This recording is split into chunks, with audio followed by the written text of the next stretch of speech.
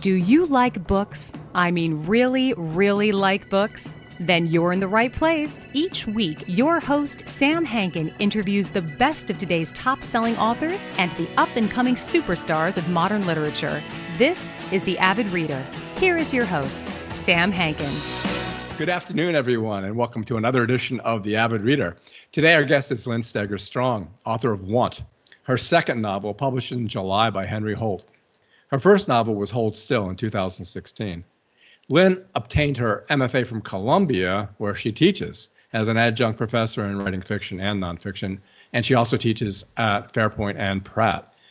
She's written a great series of essays for The Guardian. She also appears in Guernica, LARB, Elle, Catapult, and LitHub, amongst others. So anyway, Want is about want, whatever that is.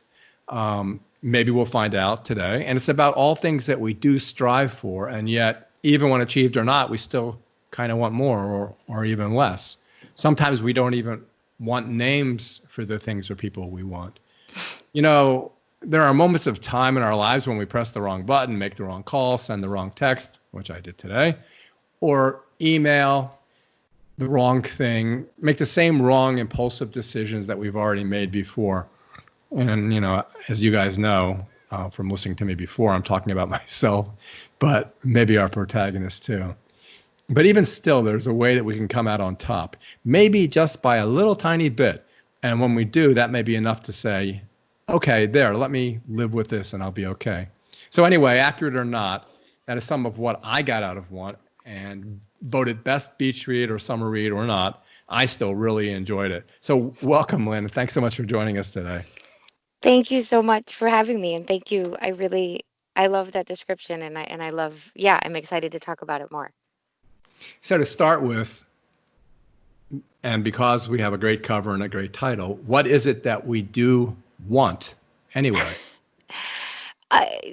Whether or not I'm equipped, I guess, to answer that question, I think You better be. that's the big question that I sort of wanted the reader to continually, I mean, you know, maybe even not to ask the question, but to just hold that word in their brain and let it kind of churn and layer and get more and more complicated as the book proceeded. I mean, I think in addition to being about want, the book is kind of about who and how and on what terms we're allowed to want.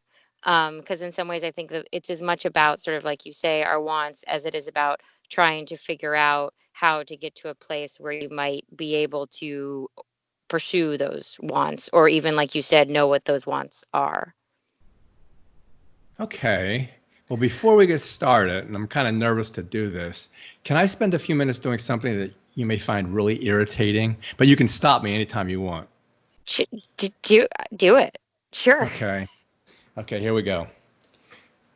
Patrick Modiani, Paris Nocturne, Jean Rice, Good Morning Midnight, Gail Jones, Corregidora, and Merez Cortez, Cottage for an Unborn Child, Marguerite Dumas, The Lover, Mercé Rodorendo, Time of the Doves, Hamlet, Nawal El Sadawa, Woman at Point Zero, Clarice Lispector, The Passion According to G.H., Yellowstone Actress, Virginia Woolf Faulkner, Henry Green, Party Going, Dante, Dorothy West, The Living is Easy, Gerald Mernanes, The Plains, Mariana Boss, Along a Letter, Svetlana Alexievich, Secondhand Time, Art Form, that doesn't really count, Nadine Gard, Conservationist, Magda Sasbo, The Door, Paw Patrol, and Dora and Friends, you know, okay. Tom McCarthy, Remainder, Jean Rice, again, that's twice for her. D.H. Lawrence, Colm Tobin, Deborah Eisenberg, Iris Murdoch, Barbara Gomez, Fitzgerald, I got to turn the page now. Doris Lessing, Jane Bowles, more Faulkner and Wolf, Fitzgerald, Toybin, again, I think, Nora Webster, Eisenberg, his stories, Edna Ferber, So Big, Louise Ehrlich, La Rosa, and Rambo to end. So, why? Why did you do that to me? So now I have to read everything. I mean, even just hearing you say those names made me feel a little bit more comfortable, which is to say, like, I am so grateful and so happy to live in a world in which sort of I can be in conversation or constantly be able to return to all of the names that you just said, and I don't think I mean, I certainly don't think any books are made in vacuums, but I don't really think anything is made in a vacuum. And I want and I hope, in addition to my book being in conversation with those books, I hoped that some of my readers would go and try to be in conversation with some of those books, because all of them, and Rimbaud, there's artists there too, all of them at various points in my life have been formative or important and necessary. And the idea that I would write a book that didn't name them and talk about them, and even like, in the book, there's sort of moments where the scenes pop up, engage with the scenes, sometimes in ways that feels more present to the narrator, I think, than her actual life. It felt important for me as a writer, and it also felt important for this character who's often quite bad at living her actual life, but regularly feels much more comfortable inside of the words and stories of all those people you just named. And again, made me feel this weird sort of thrill just to hear them. Well, it's funny because you kind of gave me an entire curriculum for a post-grad course, post-grad college I'm not going to be taking. And now I have to write a dissertation based on, okay, what does all this mean? So now I don't have enough time left. I'm old, so I don't have enough time left to do that. But but anyway, so yeah, we're talking about our protagonist, and the reviews mention her name, but I'm not going to because I think it's silly that they mentioned it. But Thank you. yeah, I don't know why they did that, because it's like telling someone what the sixth sense is about. So anyway, why you touched on it. Yeah. But what do those books do for her? Because obviously, since the list is so long, they frame something for her, and she makes time for all of them, which is a lot of time. So what is it like a drug? Is it salvation? What is it for her that Yeah, I mean, requires that?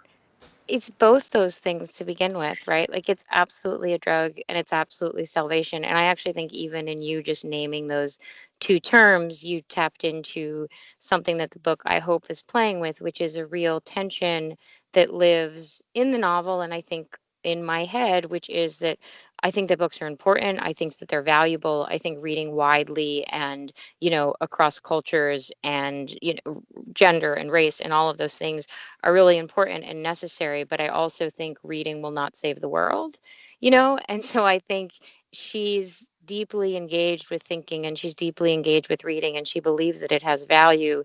But also, the book's sort of tension or project is that it also has many, many limitations once you leave the world and you leave the knowledge that you've acquired within books and actually try to enact yourself on the world. So I think, it's like you say, it's a source of intimacy, it's a source of comfort, it's a source of knowledge for her. But part of the book's project is also to say, but that intimacy and that comfort and that knowledge is often only useful to her. And the sort of project or desire to reach out and connect with the actual world is not always aided by one's knowledge or engagement with lots and lots of books. And the thing is, there I read them, I have every author and every work, but I don't know who the 2-year-old or the 4-year-old are, and I don't know who her husband is, and I don't know who she is. And at first I was kind of pissed off at you because it was like I felt bad for the kids because Yeah. they didn't have their names and you want to have them. And then I started coming around to it. But then, well, first, I have a second question. But Okay. first, what, as much as you want to, explain Yeah. why you did that. Yeah, no, I mean, it was really purposeful, and it's actually why I love so much that you're not naming her, is because, I held that off for so long for a very particular purpose, and for that moment of discovering her name to feel like a payoff. And I hope, I sort of, and maybe I'm kind of an asshole, but I always tell my students, you can break any rule, but you have to break it perfectly. And I knew that I was going to piss readers off when I didn't name these people, but it was important to me to do it, not least because I think naming is a really specific type of intimacy. So, like you said, I name all the writers because to this character, when she hears Marguerite Duras, she feels a sort of thrill. When she hears Wolf, she feels a sort of comfort. When she hears all of those names, she feels something, and it's a type of intimacy. But again, it's a different type of intimacy than I think the bodily intimacy, the sort of constant and maybe even like less layered or textured, especially because the kids in the novel are so young, an intimacy as she feels with those writers, right? So I think especially the children, the 2-year-old and the 3-year-old and the husband, to me aren't named because, to your point, they're almost, I mean, she's less good, especially at the beginning of the novel, at engaging with them in the way that she is good at engaging with books. And also, they are largely a very different experience, right? Their body's right there in front of her versus sort of ideas of things or representations of things, which is what names are. And I think that's also why when she's named by a person with whom she feels both very little intimacy and the sort of intimacy that you really only can feel with one type of person. That's why, I mean, it was so cool that you got reviewed by the Post and the Times, but I wouldn't have expected them to put the name in. I mean, I don't know. I'm not going to go on and on about it, but it was Yeah. just something that bothered me that they did that. You know what I mean? Yeah, no, I mean it's funny because I think to some extent it was, and Oh, this is are you still also there? really I'm still here. Yeah, do you hear Okay. me? Yeah, No, I got another call and I just declined it. So I have to tell my engineer just to change that and I write the time down. So we're okay. So yeah, so okay. the question was, and then you'll just answer it like I just asked it. Yeah. Was yeah, I was so cool that you got interviewed. Sorry, I'll start over. It's so cool that the Times and the Post reviewed it, and I don't want to go on and on, but it kind of did bother me that they gave away the name because, as you said, it's at a certain time where it kind of has to be in order for the book to conclude properly. Yeah, no. And again, first of all, I'm just really grateful to you. And to me, one thing that maybe is me just sort of arguing for my book, but is that moment of naming is part of how the book is shaped, right? And that's the ending and that's the payoff. And the idea that books need to have narrative and shape and structure, at least for what I want to do, is really important. So I think, like you say, it's like revealing the sixth sense. That said, I think honestly part of it just feels like, and this is part of why it probably pissed you off when you first read it, but also why the sort of project of not naming her was harder than I thought it would be when I set out to do it, which is it's hard to talk about people without giving them names, which all by itself, again, like as someone who's interested in the sort of power, but also the incredible limits of language, it's been interesting to see people, even like when I've been interviewed, people sort of start by saying, I'm not going to name her. And then inevitably they slip or I slip, because it's hard not to do that. So yeah, I mean, again, I appreciate your defending that choice and her lack of name, but also I understand, I think, why people ended up just sort of doing it anyways. Yeah, they feel like, it's like you said, they feel like they have to, they have Yeah, to give her that name even though it wasn't supposed to be. But anyway, right. so Yeah. the second question then obviously is why does Sasha have a name? Well, because I think, similar to those writers, Sasha is less a body right in front of her than she is an idea of a thing. Like I'm not sure, even to the point that I'm not sure when she sees Sasha if she could, describe Sasha in like in a physical, visceral way, the way she can the children and the husband, um, because Sasha is something that she's mostly only engaged with as an idea over the past 10, 15 years. That's not true. Sasha is absolutely beautiful. I know what she looks like. She's Well, gorgeous. but is she now? I mean, that's the thing, right? Like when she shows up at her door, she sort of says, her skin is a little bit flabby, she's unkempt, but still she's beautiful. I mean, I think Sasha was beautiful 15 years ago. I think whether or not and on what terms Sasha is beautiful at 35, I imagine that she is, but again, I think I love this. I like you very much. I love how you're defending her beauty, but I think that most of that beauty, is from their youth, and also like most, I think especially girls' relationship to other girls, it's also largely just because I'm sorry, look, I did it. Um, I can because take the it out. narrator, good, good, do it. But it's largely because the narrator decided she was beautiful, right? Like I have a friend who I always thought of as very beautiful, and we can also take this out. It's maybe a tangent, but I have a friend who I always thought of as my most beautiful friend. And I remember introducing her to my husband and him being like, wait a minute, that's the person you've been talking about all these time, And I was like, yeah, like, look. And he was like, I don't get it. Maybe he was being nice because or I don't even know if that's nice, but like, maybe he was doing a thing because he's my husband. Um, but I also think that many of our concepts of what is and is not beautiful is made up in our head. I like the way you made her splotchy. Yeah. I'm very into skin, and how sensitive our skin is to temperatures and feelings. Yeah, I understand exactly what you mean. It's funny because you do know what Sasha looks like, but our protagonist, I think she has black hair and it's short now, and she might be slightly, as my mom would say, pleasingly plump, but because she wears those loose clothes and all. But I don't really, it's cinematic. I mean, it's definitely cinematic. And I think if you were casting it when Sasha was younger, you'd have to find someone who was gorgeous because all these guys are in love with her. But I just meander like this. I'm sorry. No, it's fine.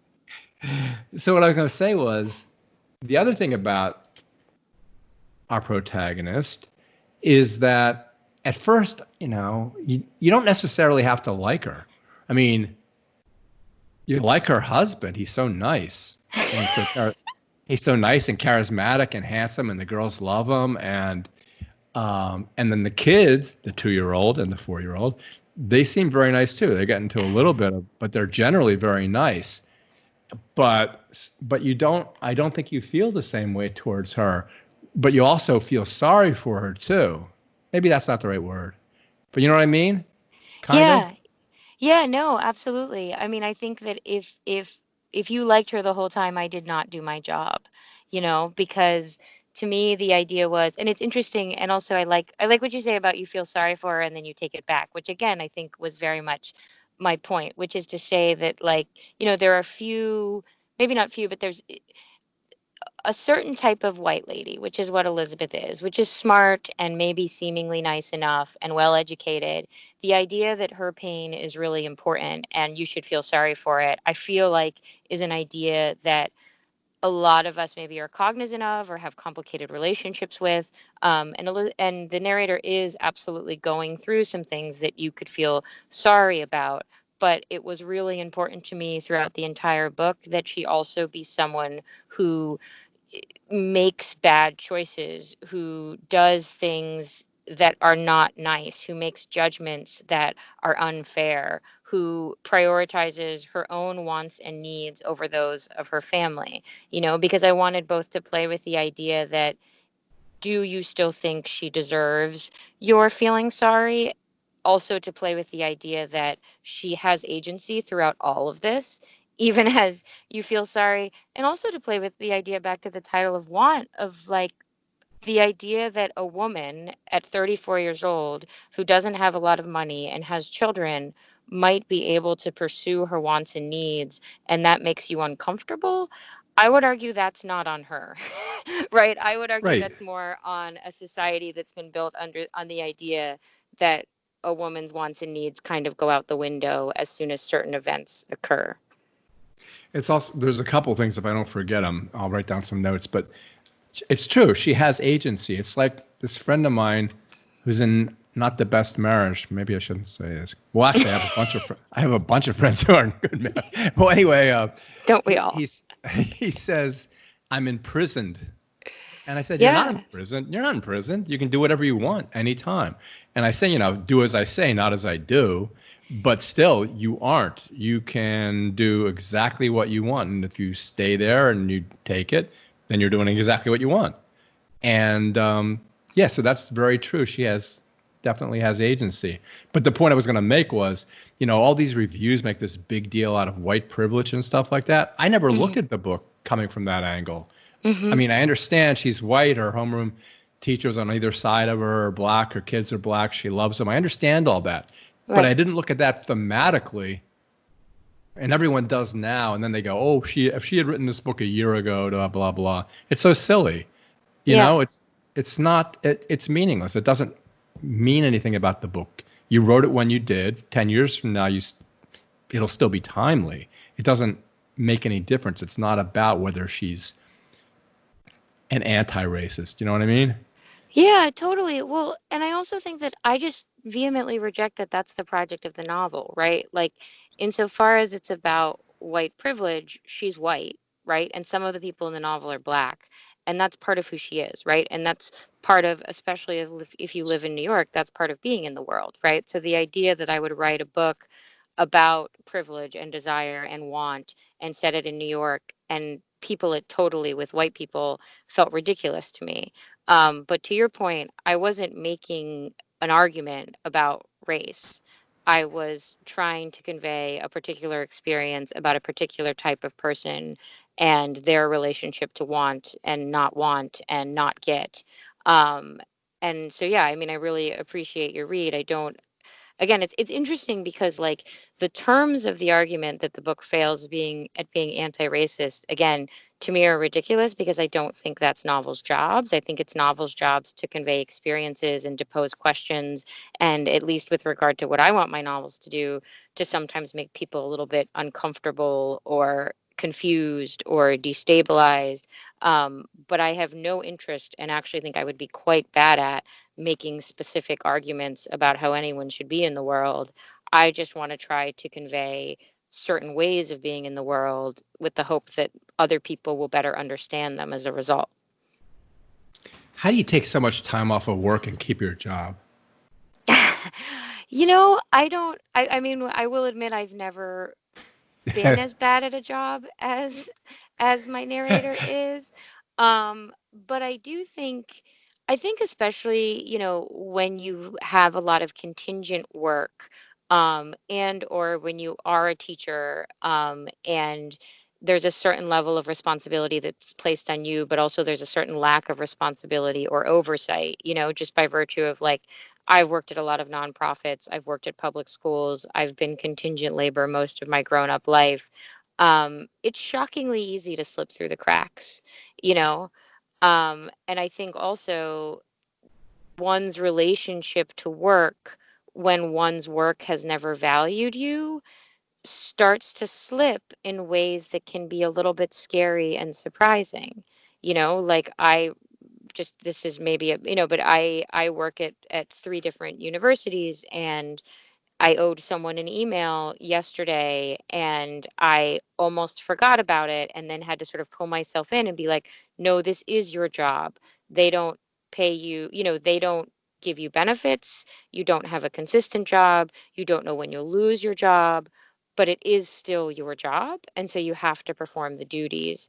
And that's just, it's a very different relationship that I think we're used to when we say the word job, because to some extent, I think the expectation is that the employer values the employee and therefore the employee values the work and their responsibilities. And I think the level to which that's been degraded, the level to which like one's employer does not often value their humanity, right? Like I would argue if you're not willing to give your employee health insurance and if you're not willing to give your employee any sense of consistency in employment, the employee might at some point start to is that a word? Shirk their responsibilities.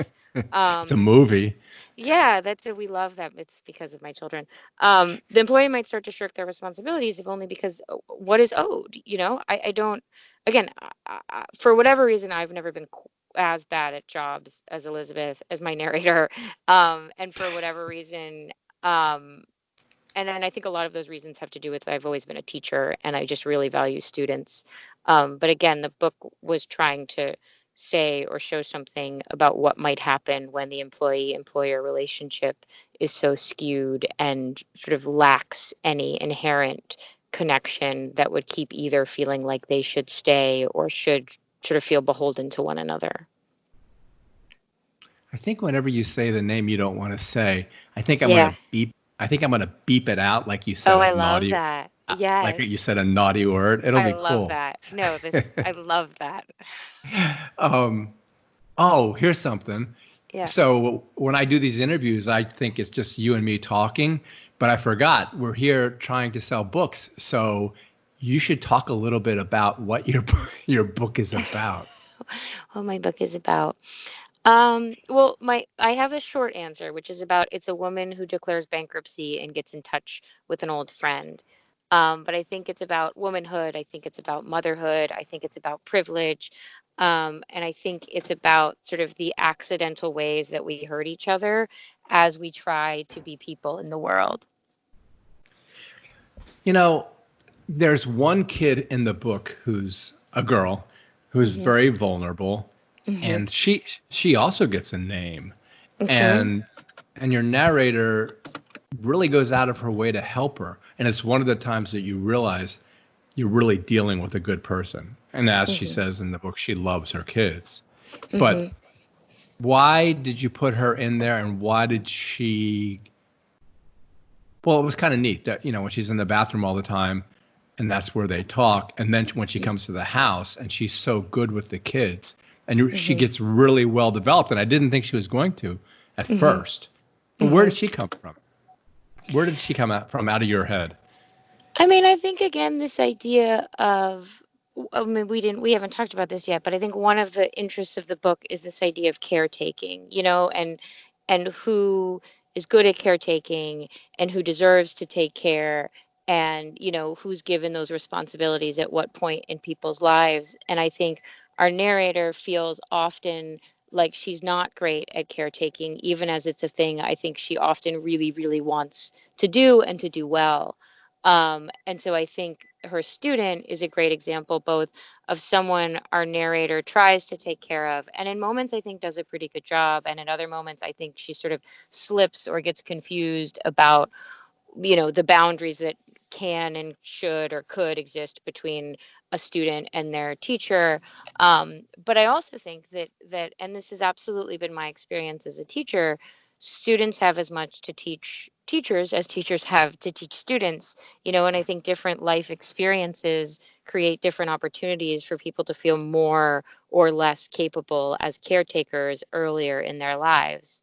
And that student, she takes care of her younger brother almost full time. And so the idea that she would then be really good with the kids in a way that impresses and thrills our main character felt kind of inevitable to me. Like once I got her to the house and once I realized that our narrator was going to make that bad choice, I knew what the student would do in the face of that, because I knew that the student would be a good caretaker because that was a thing that she had learned in her life.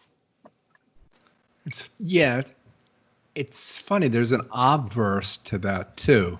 Like when she goes to the coffee shop the second time around, and she's very upset that the guy doesn't smile at her anymore because he forgot who Mhm. she was. Mhm. And then when she meets people, and this is part of the reason why she was in therapy so much, um, when she meets people, she kind of loves them, but then she hates them, or she should hate them, and then she loves them. And this Mhm. goes around and around in her head, and just be, she can't just be ever till Yeah. maybe at one point. Yeah. Yeah.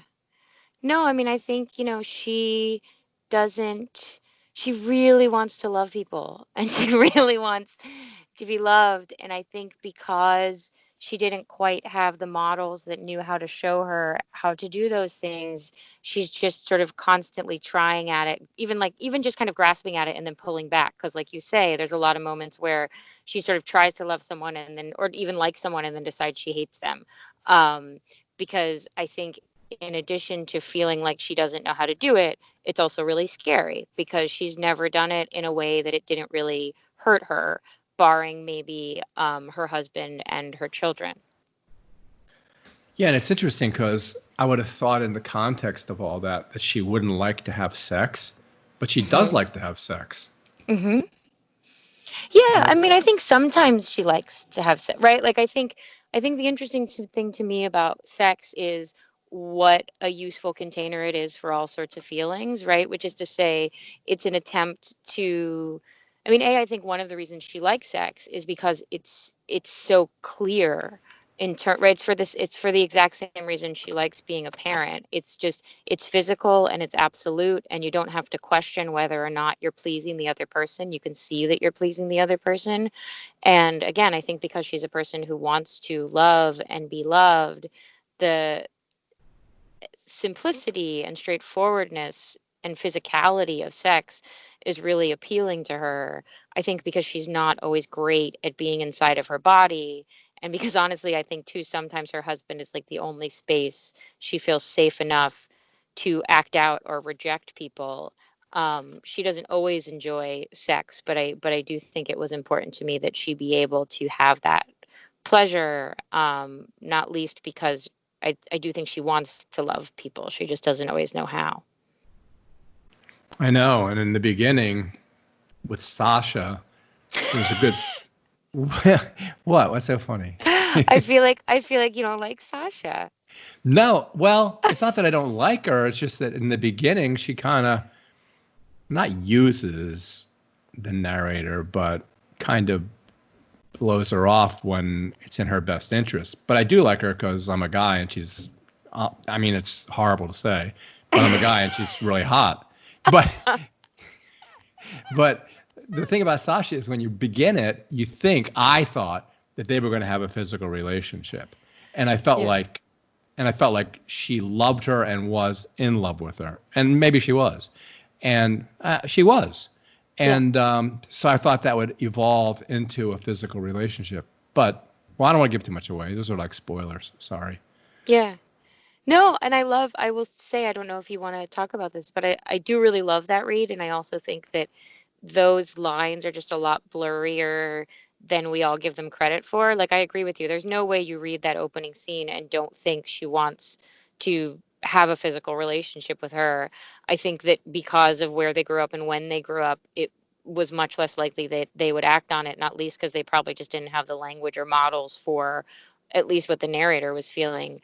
But yeah, I think that that's there. In the same way, I think that humans have impulses toward sexual interaction with other humans in shapes and forms that don't always make sense inside of language all of the time. But I think, again, because of the particular way our narrator grew up, she didn't act on it, and probably, wouldn't ever. And the other relationship where it seems like she's going there but never does is with the professor and their hmm lunches. You hmm like gin. You must drink gin. I do. I really like gin. My girlfriend loves gin, and she loves trying esoteric gins. We have a whole bunch of different ones. And there's one Yeah. called Oh, I think it's called Monkey 49 or something like that. It's really good. It comes in a really cool okay. bottle. I'll Um, get some. she's got a whole bunch of them. I'll text you afterwards, give you some names. Um, Please. I can't drink gin. It gives me a headache, and it always reminds me of Winston Smith in 1984. Oh, good catch. Yeah. And he It was gives me a always little. Yeah, go I was ahead. gonna I was gonna say his skin. Winston Smith's skin really sucks, and it always seems like it's because of the gin. He's always Right. bleary-eyed and He's like pasty. pruned from the gin. Yeah. Yeah. Yeah. I mean, the other day, my daughter was sleeping with me and she woke up and she looked at me and she goes, "Are you sure you're the age that you say that you are?" And I was like, dude, it's rough times. Okay. It's like I'm sorry I talk so much. No, it's great. So I had this friend, Frank Wesley Graham Jr., and I can't find him, so that's why I'm saying his name if he hears this. And his father was a commander of a nuclear submarine in Virginia Beach. And so I'd go down there in the summer, and his mother was beautiful, but she drank gin all the time. And I said, "Wow, you really drink a lot of gin." She goes, "It's like mother's milk to me." And and then the husband, never came. He came back like every 6 months. And we had dinner, and he said something, and I said, "Yes." She says it's like mother's milk to her. And they both looked at each other, and it was like, "Oh God, what did I just say?" And yeah, so anyway, that is I think it screwed their relationship up. I think they might have gotten divorced. I think I do not, as someone who does not believe that any instance is the cause of any other thing, but in fact it's like an accrual of many things. I do not think that's on you, just for whatever it's worth. It was totally Yeah, I did. I did. I thought that's what gin was. I mean, I thought yes, Mother's that would milk. be. Yeah. Yeah. Well, the narrator nurses a lot too. So, Oh, that's true. And she's yeah. drinking while she nurses, and she's even mentions that. Yeah. Yeah. I mean, yeah, I would argue that line is tricky, is blurrier than it's built. She's not hurting anybody, I would argue, or at least that wasn't the intention of the book, because No, I understand that. she usually waits a couple hours before she nurses um, the baby. But it is true that she says that she had mostly stopped drinking because of nursing, and then through the period of the book, she is definitely drinking quite a bit of gin and whiskey, which I Um, also like. so do I. Nursing's a big part of the book, and it's like, especially like when Sasha comes and then she has to do what she does. But I wonder if she did all that and then she puts the bottles in the refrigerator, and what's she gonna do with the bottles? Because Sasha, oh, she's gonna give them to Sasha, and Sasha's gonna take them home. She could, I mean, so technically it would depend on, I mean, my thought in that was, and this is stolen wholly from life, is that as a nursing mother, and especially for Elizabeth, the narrator, haha, you can beat me, as someone who has been nursing for as long as she has, the idea that you wouldn't save the milk would just be so jarring, because you just get so used to, I think, pumping and then putting the milk somewhere to keep it safe. And I do actually think technically, because of the way that interaction works, Sasha actually could take the milk home and use it and it would be fine. But I also think some of that is just the ritual, the way that all of that just becomes so ritual and just entrenched in how you function when you've been doing something like that for so long. When I first started my little bookstore, um, Anne, who worked for me, she was a lovely person. And she just had her baby, so she always had a pump at the bookstore. And she had a really fancy one that had these flanges and cups and stuff like that. So when she cleaned them out, she would leave them on top of the toilet lid in the bookstore's bathroom. And one Hmm. time these German customers came in and they used the bathroom and they came out with one of them in each hand. They go, what are these? What are these things? Yeah, yeah. In graduate school, I was nursing still, and I would pump in various vaunted professors' offices. And there were a lot of very amusing conversations about why I needed another 20 minutes, or what I was doing in their office, or what that machine was for. Um, that were fascinating. But yeah. Was it too late for her to be nursing when the kid was 2 years old? Did you mean that? Or is that normal? I mean, I don't know what normal is, but it was purposefully later than a lot of people go, which is That's what I just to figured. say, I think that she, not dissimilar to sex, not dissimilar to all the ways she kind of talks about the physical bodily pleasures of parenting. I imagine, and at the end, I don't know if you noticed, but she sort of her daughter kind of pushes her breast away, and I think it's ending for her. But I think in the way of someone who has always had a hard time figuring out how to give people things that they wouldn't want to give back. I think the simplicity of nursing and the extraordinary way that babies almost always want to nurse and are almost always glad about it. I think for someone like Elizabeth, like the narrator, it would be hard for her to give up.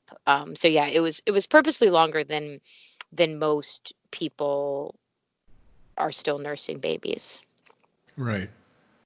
Hey, so um, well, first of all, because you write nonfiction and fiction, and Hmm. then the reviews are saying, oh, this is like her they're arguing it's like your nonfiction, but not. Hmm. So then the first thing, of course, that Terry Gross or Good Morning America are going to ask you, is this novel autobiographical? And so, you run at 4 o'clock in the morning, you have two kids about the same age, you didn't have enough money from your first book to fix your car. And so, like, yeah, it is, right? I mean, it is. I mean, I sure. I mean, most of the things that happen in the novel have never happened to me. Just with regard to the ways that I think fiction functions, and the fact that it was important to me that events occur in the novel.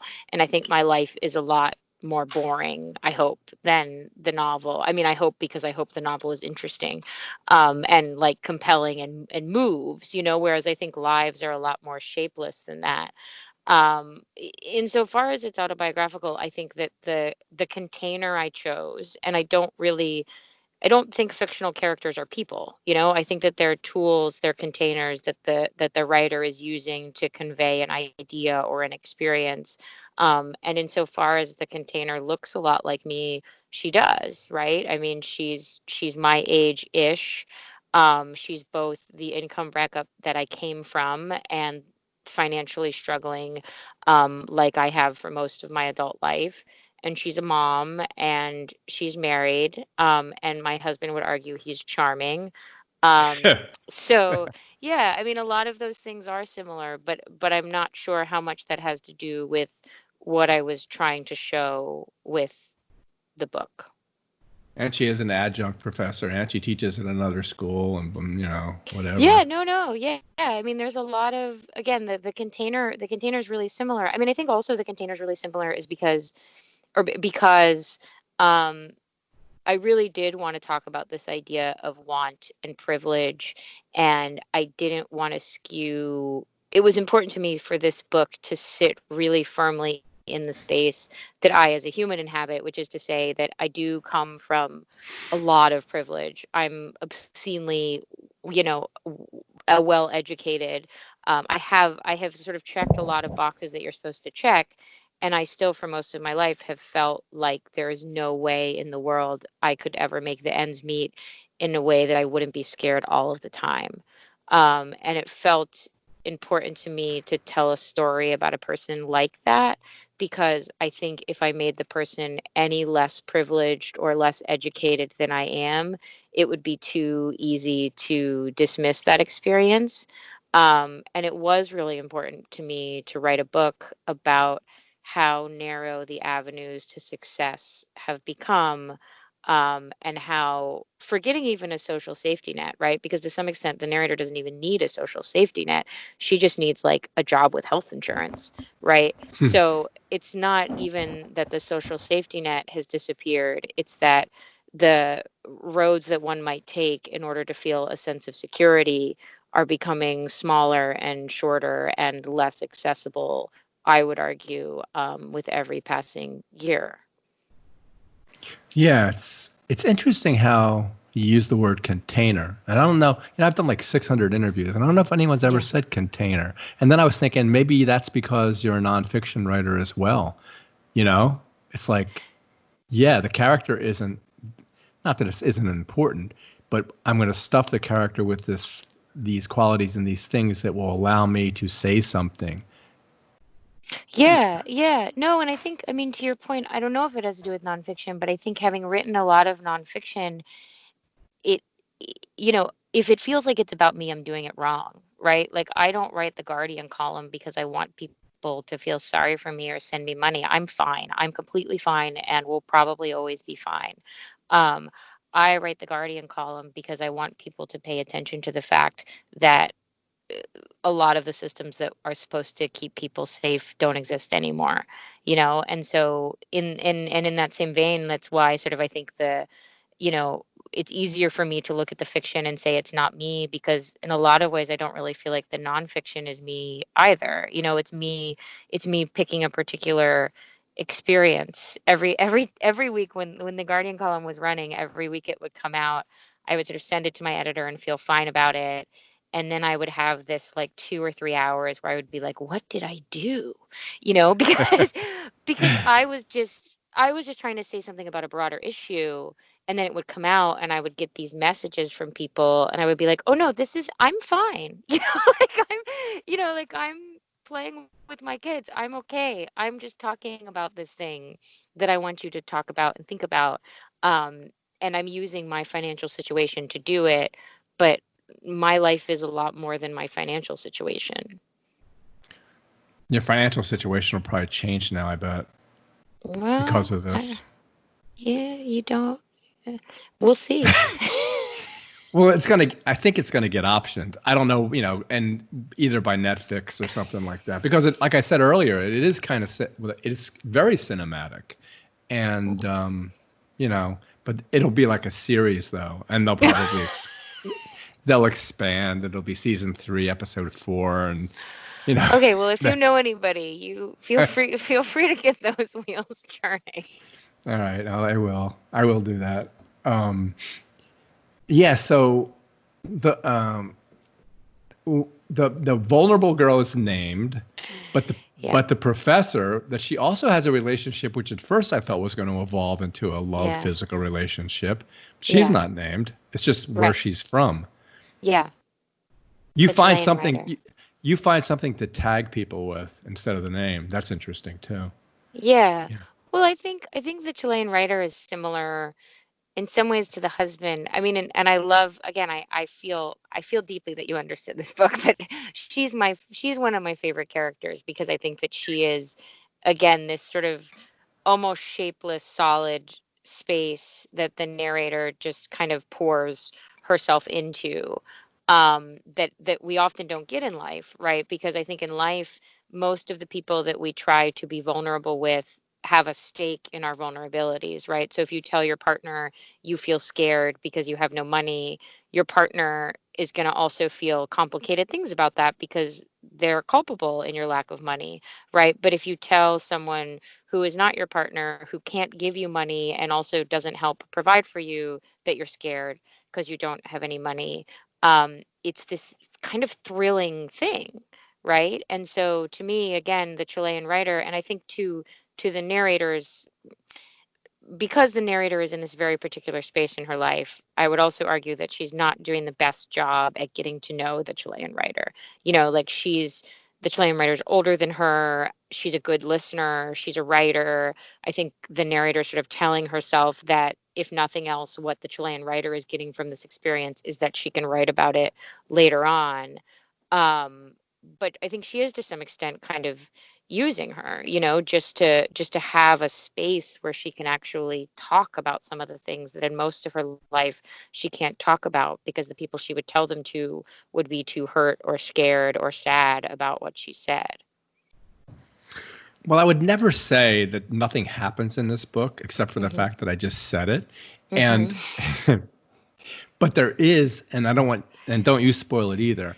There is a traumatic event, a physical event that occurs in there that is really kind of, to me, it was like, holy shit, I can't believe that just happened because she was so nice and all. And that was really interesting the way you did it. And especially kind of like when, I forget whether it was Sasha or someone else who came in and they went, oh, it's something burning? Sasha. Yeah. Like months afterwards or whatever. Yeah. Which really sucks too. But so where did that come from? Why'd you decide to do that? Because it does mean a lot, especially because the woman was so nice. Yeah, I mean, I think it's interesting that you put that on the back of the question about the Chilean writer, because I think that the narrator's relationship with that woman is similar in terms of she thinks they're close, but they're actually mostly just acquaintances. But the narrator does feel this kind of complicated connection to her, not least because I think she is sort of always casting about for people who might be interested in taking care of her in some way. But I think this is a book that's built around the idea of the complicated and blurry relationship between victims and perpetrators, and also the gradations of an idea of violence that I think is different than people think when I say the word, which is to say, when I say violence, I mean as much sort of when people slight you and you feel like, ooh, ow, that hurt, even though they didn't do anything, all the way up to the place where people are really injured or hurt or killed, right? Those are to me all violent things. And I felt like if I was going to claim in the book that these slight things were violences, I also needed to acknowledge and collide with those smaller violences, larger violences, to also say, okay, this narrator is going through some things, but other people's realities are significantly different and come with very different consequences. And then how this narrator, I mean, one thing too, I think I was thinking a lot about with that moment is just like the way when we're in things, right? Like as humans, we're walking around the world and I'm like, okay, I've got to make breakfast for my kids and I've got to do all these things. And then you look at Twitter and you sit there and you think about Syria, or you sit there and you think about 140,000 people. And the way that I, at least as a person, and this I gave to my narrator, the way that one tries and fails to fit that in your daily reality, and I would say like even in your body as you're walking around every day, is a really complicated thing that I wanted the book to talk about, right? Because it's different than something happening to someone you love. It's not tragedy in a weird way, and this is in the book. In a weird way, it's like a story you tell at a dinner party, which then is also kind of disgusting, but also what do we do? Like there is absolutely nothing she can do to make that better.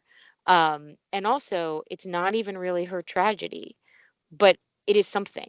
It's something she doesn't have language for. It's something she doesn't have any rituals for. It's something she doesn't even really own in any way, and yet it's something. And so Yeah. that's why I wanted it there to feel like that, to feel kind of like shocking, to feel very different than what she's experienced before, and also to kind of hang over literally physically in the smells and in the ways they have to now walk up the stairs, hang over their lives in these strange kind of, you know, sensual and daily ways.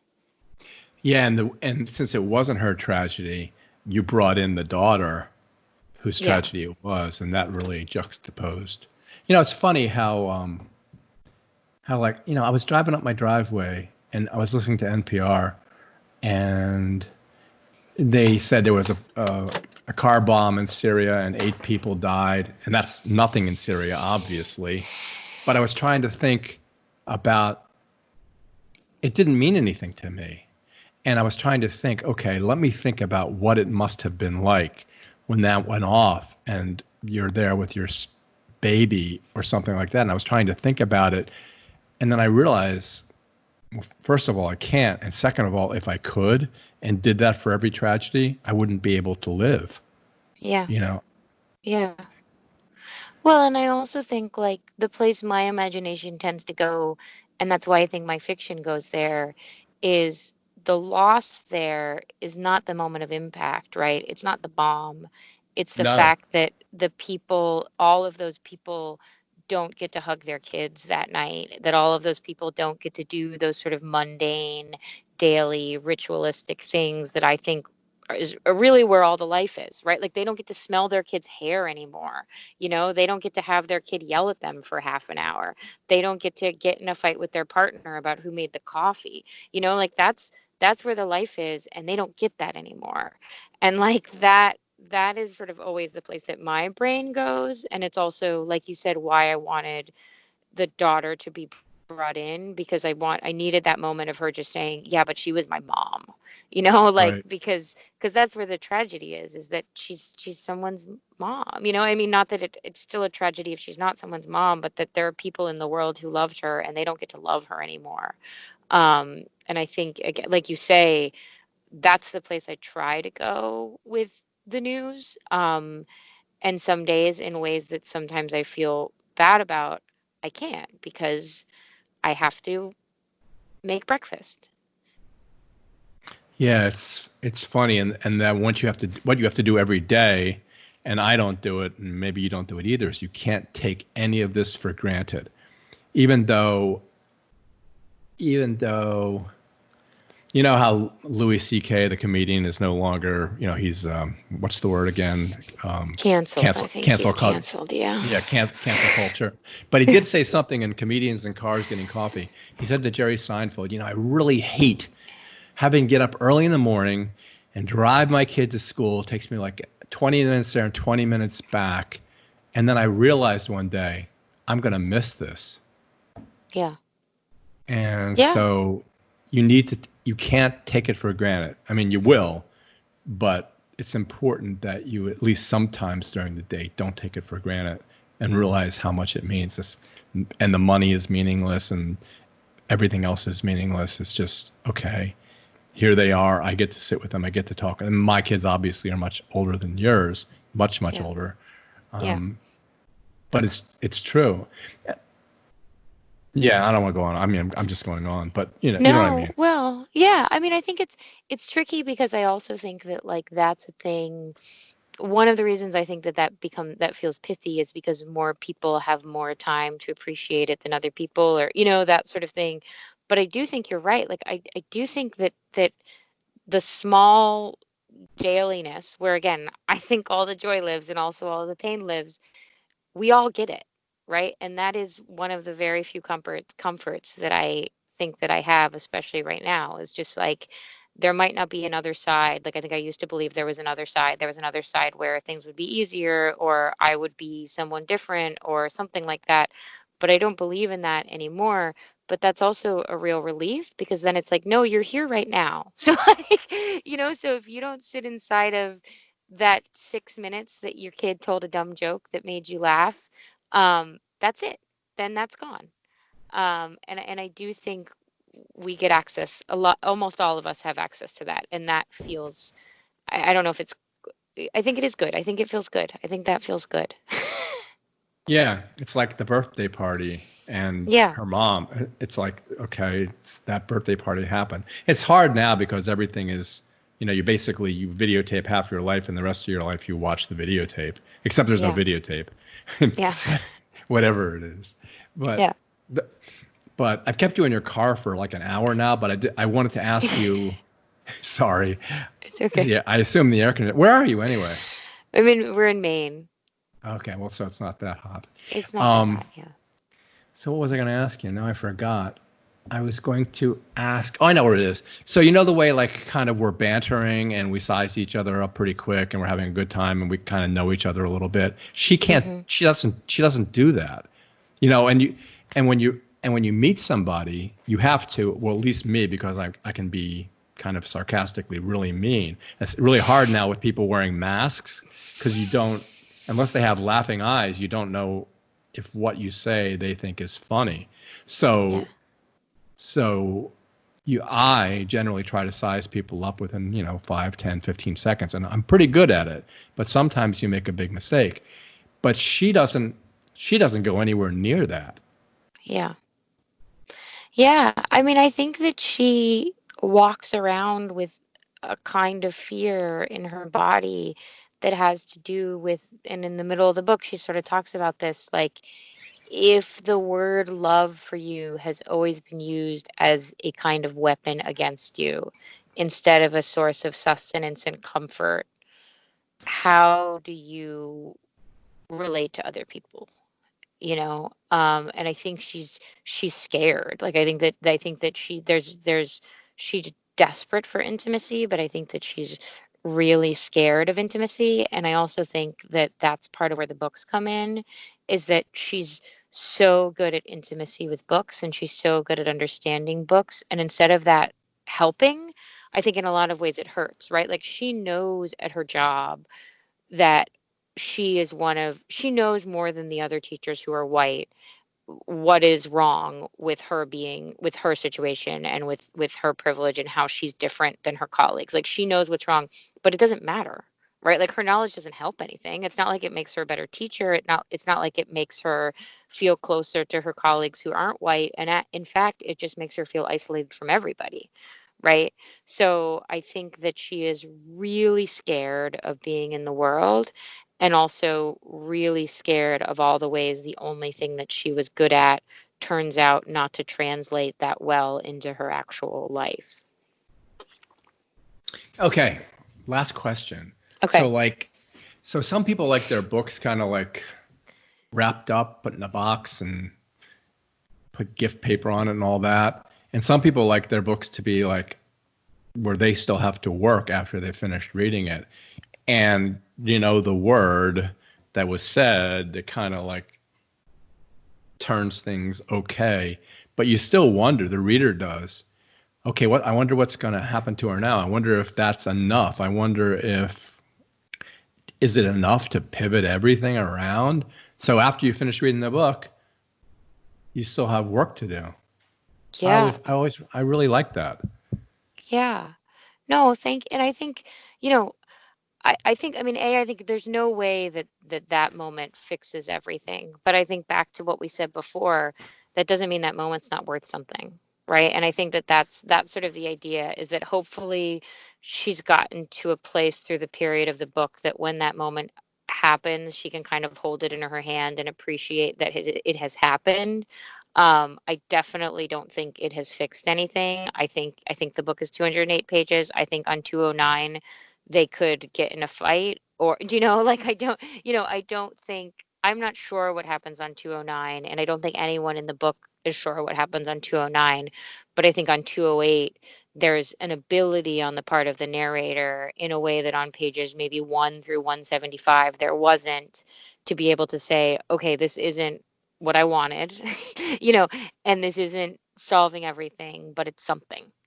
Um, and that was sort of where I wanted her to land, which again, in life I don't think we land, but in books I think we do. Um, and that was where I wanted her to land. We've been talking with Lynn Steger Strong. Her new book is Want. It was published in July by Henry Holt.